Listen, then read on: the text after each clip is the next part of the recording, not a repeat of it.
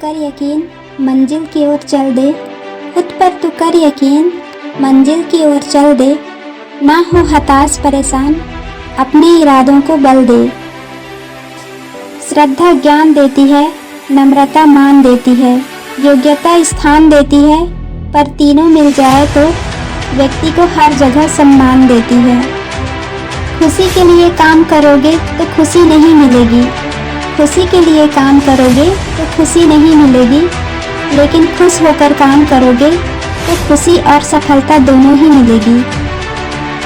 असफलताओं को देखकर निराश नहीं होना चाहिए, असफलताओं को देखकर निराश नहीं होना चाहिए।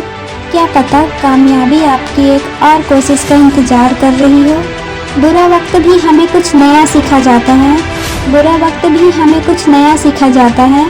कुछ नया नहीं तो हमें अपने और पराये की पहचान करा जाता है।